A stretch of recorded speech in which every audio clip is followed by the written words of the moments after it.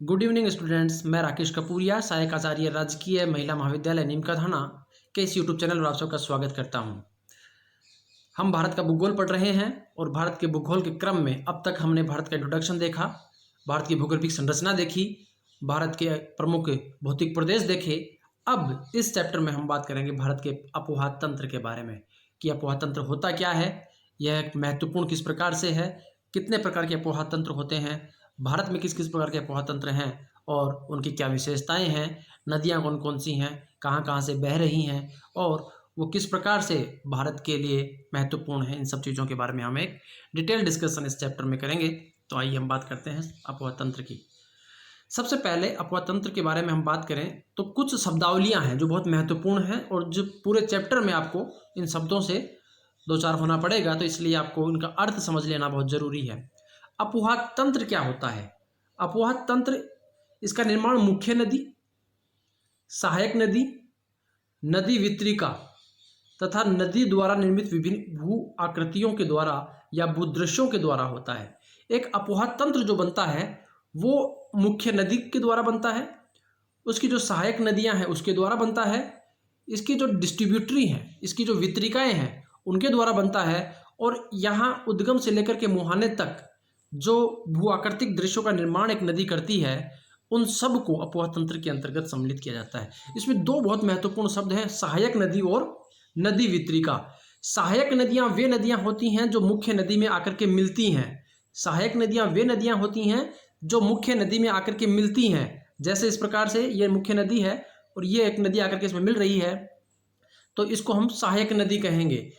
नदी वितरिका किसे कहेंगे? डिस्ट्रीब्यूटरी किसे कहेंगे? मुख्य नदी से अलग होने वाली नदी, मुख्य नदी से अलग होने वाली नदी को हम वितरिका कहेंगे। उदाहरण के तौर पर आप याद रख सकते हैं कि गंगा नदी मुख्य नदी है और यमुना इसकी सहायक नदी है।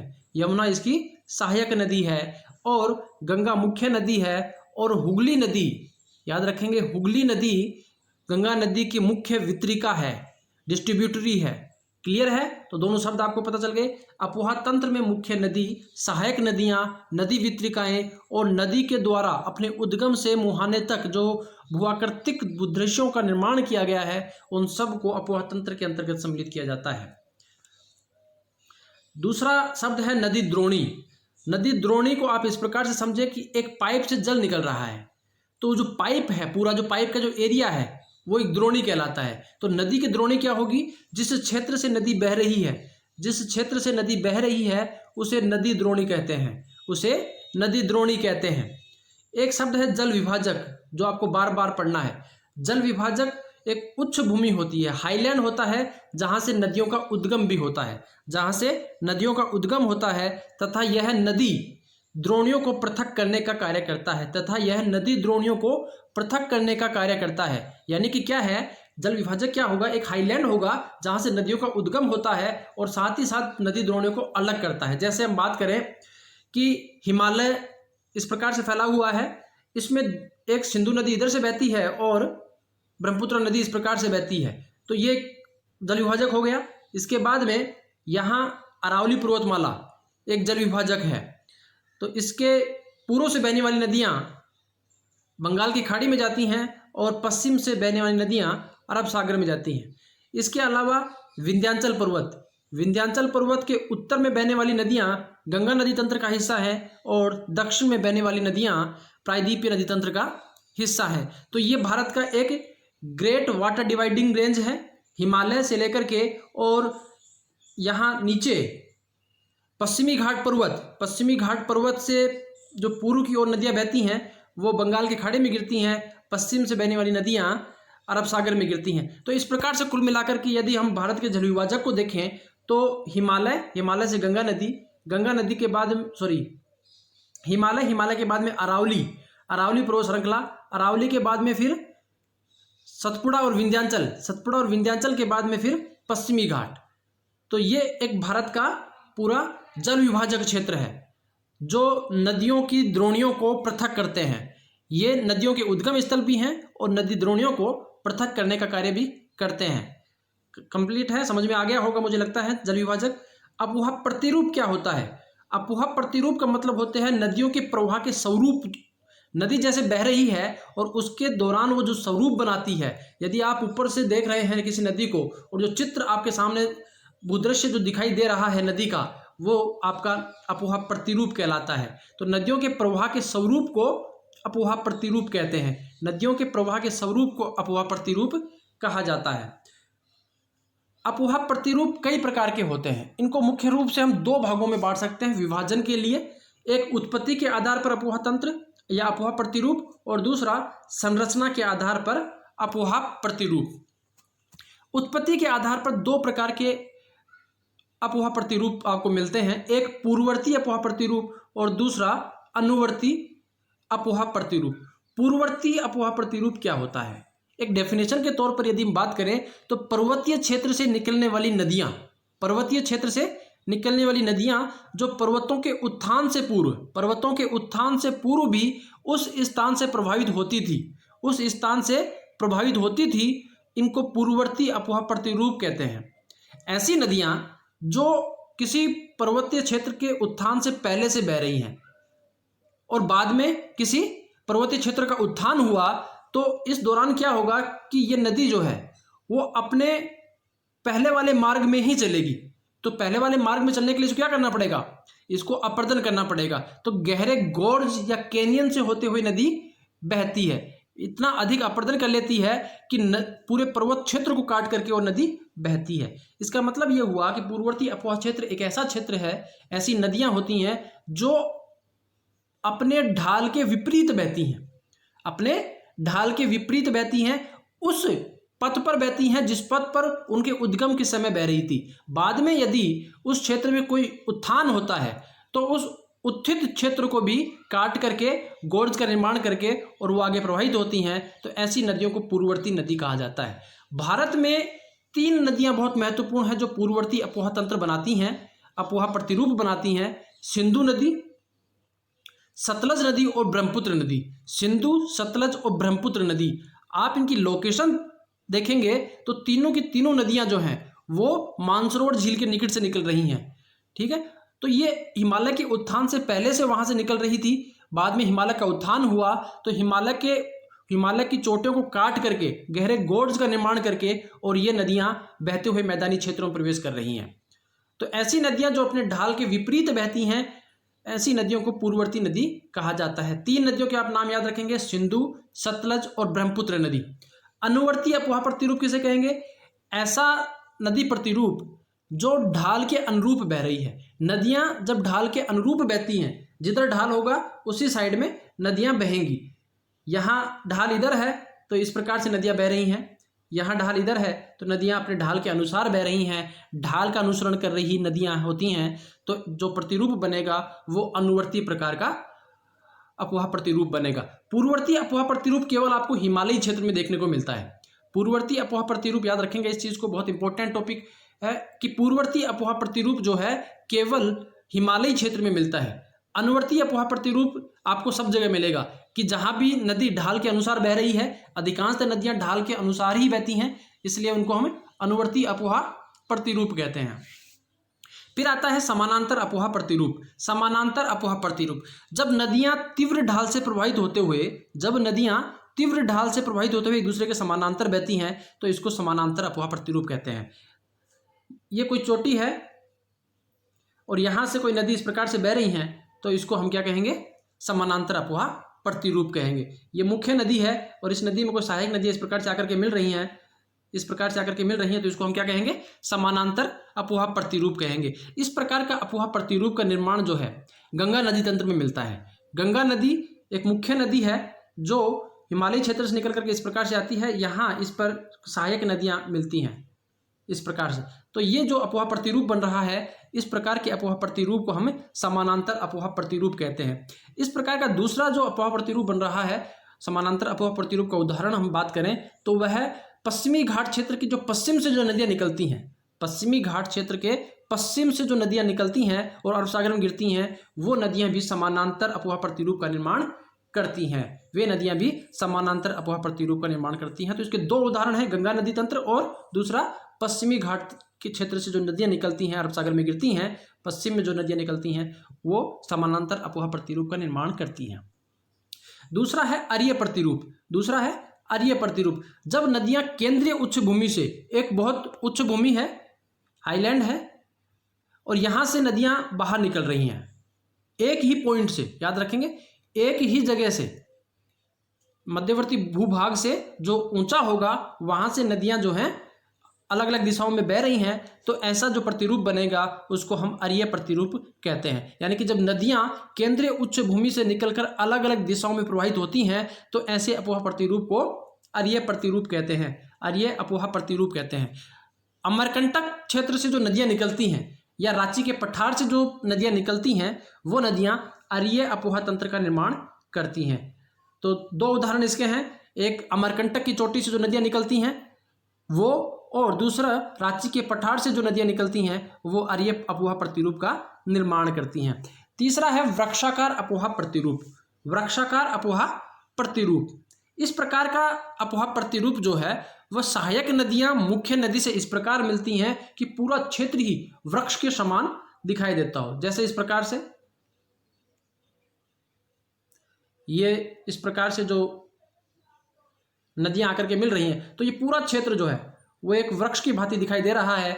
ऐसे अपोहा प्रतिरूप को वृक्षाकार अपोहा प्रतिरूप कहते हैं। हिमालयी क्षेत्र में गंगा नदी वृक्षाकार अपोहा प्रतिरूप का उदाहरण प्रस्तुत करती है। हिमालयी क्षेत्र में गंगा नदी जो है वृक्षाकार अपोहा प्रतिरूप का उदाहरण प्रस्तुत करती है, समानांतर अपोहा प्रतिरूप का, ये दोनों अपोहा प्रतिरूपों का उदाहरण प्रस्तुत करती है, याद रखेंगे। तो एक वृक्षाकार अपोहा प्रतिरूप क्या होगा, जब सहायक नदियां मुख्य नदी से इस प्रकार मिलती हैं कि पूरा क्षेत्र वृक्ष के समान दिखाई देने लग जाता है, तो ऐसे प्रतिरूप को वृक्षाकार अपोहा प्रतिरूप कहते हैं।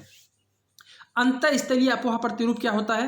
अंतःस्थलीय अपोहा प्रतिरूप इस प्रकार का अपोहा प्रतिरूप है जिसमें नदियां किसी समुद्र में जाकर के नहीं मिलती हैं, नदियां किसी बड़ी नदी में नहीं मिलती हैं, नदियां किसी समुद्र में नहीं मिलती हैं, तो ऐसी नदियों को अंतःस्थलीय अपोहा प्रतिरूप कहते हैं। यानी कि नदियों में जल की मात्रा इतनी बहुत कम होती है कि वो नदी अपने जल को समुद्र तक नहीं पहुंचा पाती या किसी मुख्य नदी तक नहीं पहुंचा पाती, तो बीच में ही विलीन हो जाता है जल, तो ऐसे नदियों को हम अंतःस्थलीय अपोहा प्रतिरूप कहते हैं। खास करके जो मरुस्थलीय क्षेत्र हैं वहां पर इस प्रकार के अंतःस्थलीय अपोहा प्रतिरूप पाए जाते हैं। तो अपोहा प्रतिरूप जो है मुख्य रूप से हमने दो भागों में बांटे थे, उत्पत्ति के आधार पर और संरचना के आधार पर। पूर्ववर्ती अपोहा प्रतिरूप जो ढाल के विपरीत बहता है, अनुवर्ती अपोहा प्रतिरूप जो ढाल के अनुसार बहता है। एक जो शॉर्ट में हम बात कर सकते हैं कि पूर्ववर्ती अपोहा प्रतिरूप क्या होगा, जो ढाल के विपरीत बहता है, ढाल के विपरीत बहता है, विभाग उत्थान से किसी भूभाग के उत्थान से पूर्व वो वहां से बह रहा था और बाद में उसको काट करके उसी दिशा में बह रहा है, तो ऐसे अपोहा प्रतिरूप को पूर्ववर्ती अपोहा प्रतिरूप कहते हैं। अनुवर्ती जो ढाल के अनुसार बहता है। समानांतर यानी कि मुख्य नदी में के समानांतर जो सहायक नदियां होती हैं मुख्य नदी की, वो एक दूसरे के समानांतर आकर के मिलती हैं। अरीय अपोहा प्रतिरूप यानी कि किसी उच्च भूभाग से एक केंद्र से नदियां अलग अलग दिशाओं में जाकर के बह रही हैं। वृक्षाकार अपोहा प्रतिरूप की सहायक नदियां इस प्रकार से मिलती हैं कि पूरा भूभाग ही जो है वह वृक्ष के भांति दिखाई देता है। और अंतःस्थलीय यानी कि ऐसी नदियां जिनका जल महासागर में या किसी बड़ी नदी में ना मिलकर के भूमि में विलीन हो जाता है, तो उसको अंतःस्थलीय अपोहा प्रतिरूप कहा जाता है। अपोहा प्रतिरूप को समझने के बाद में अब हम बात करते हैं भारतीय अपोहा तंत्र के बारे में। भारतीय अपोहा तंत्र किस प्रकार का है? भारतीय अपोहा तंत्र को मुख्य रूप से दो भागों में विभाजित किया जा सकता है, एक हिमालयी अपोहा तंत्र और दूसरा प्रायद्वीपीय अपोहा तंत्र। हिमालयी अपोहा तंत्र को तीन भागों में बांटा, सिंधु अपोहा तंत्र, गंगा और ब्रह्मपुत्र अपोहा तंत्र। यानी कि हिमालयी क्षेत्र से जो नदियां निकलती हैं उस क्षेत्र को कहा जाता है हिमालयी अपोहा तंत्र, और प्रायद्वीपीय क्षेत्र से जो नदियां निकलती हैं उसको कहते हैं प्रायद्वीपीय अपोहा तंत्र। हिमालयी अपोहा तंत्र को तीन भागों में बांटा, एक सिंधु अपोहा तंत्र, दूसरा गंगा अपोहा तंत्र और तीसरा ब्रह्मपुत्र अपोहा तंत्र। इसमें सिंधु, गंगा और ब्रह्मपुत्र तीनों की सहायक नदियां भी सम्मिलित होती हैं। दूसरा प्रायद्वीपीय अपोहा तंत्र, अरब सागर में गिरने वाली नदियां, और दूसरा बंगाल की खाड़ी में गिरने वाली नदियां। तो ये भारत का अपोहा तंत्र है जिसका विभाजन हमने दो मोटे तौर पर दो भागों में कर दिया कि एक हिमालयी अपोहा तंत्र हो गया कि जहां यह जो नदियां हिमालयी क्षेत्र से निकल करके और मैदानी क्षेत्रों में आकर के अरब सागर या बंगाल की खाड़ी में गिरती हैं उसको हमने हिमालयी अपोहा तंत्र कहा। इसको तीन भागों में बांटा, सिंधु, गंगा और ब्रह्मपुत्र अपोहा तंत्र। इसी प्रकार प्रायद्वीपीय अपोहा तंत्र का एक भाग जहां नदियां अरब सागर में गिरती हैं और दूसरा बंगाल की खाड़ी में गिरने वाली नदियां।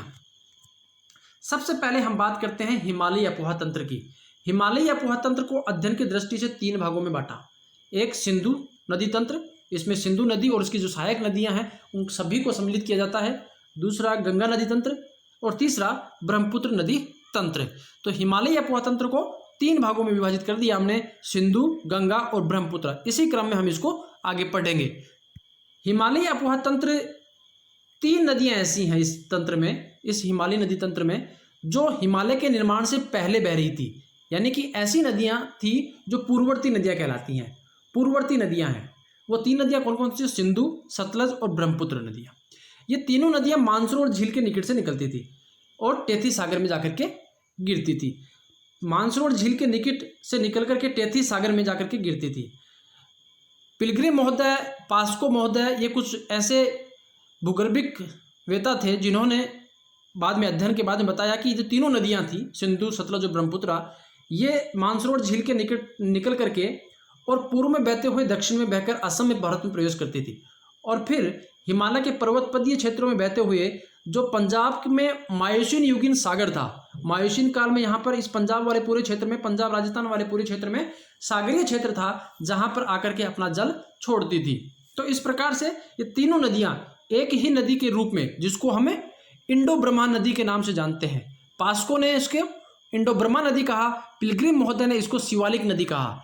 और ये नदी शिवालिक या इंडो ब्रह्मा नदी जो है वो असम में भारत प्रवेश करती है और हिमालय के पर्वतपदीय क्षेत्रों से बहते हुए यहाँ आकर के पंजाब, हरियाणा और राजस्थान वाला जो क्षेत्र था, यहाँ पर मायोसीन काल में सागरीय क्षेत्र था, तो यहाँ पर आकर के अपना जल छोड़ती थी।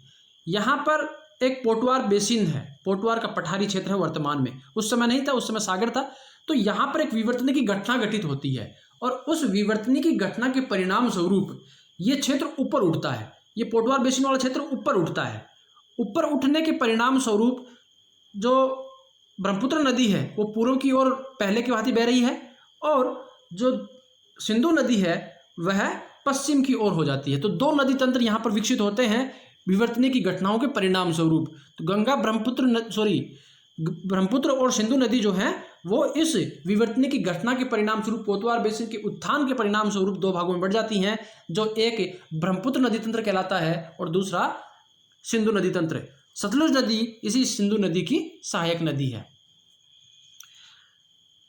जहां आज हिमालय का विस्तार है वहां पहले टेथी सागर हुआ करता था।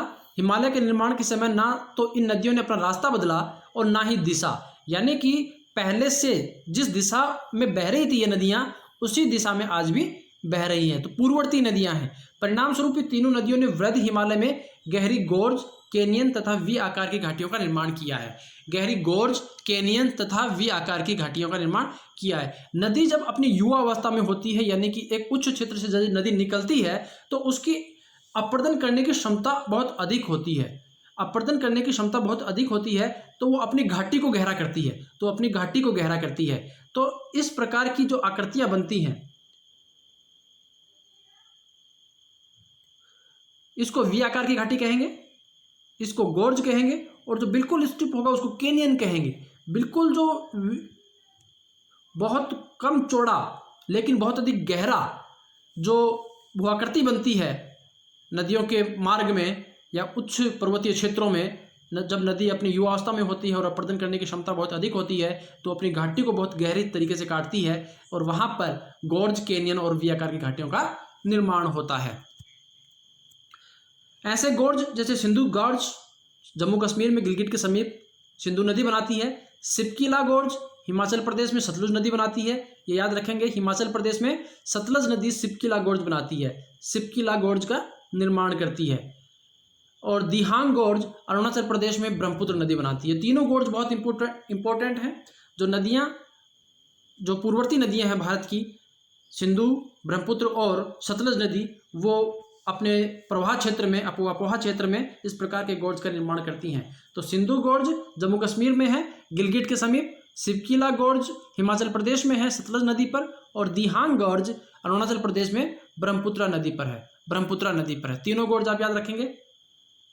इसके बाद अगले लेक्चर में हम सिंधु नदी तंत्र के बारे में पढ़ेंगे। धन्यवाद आप सबका।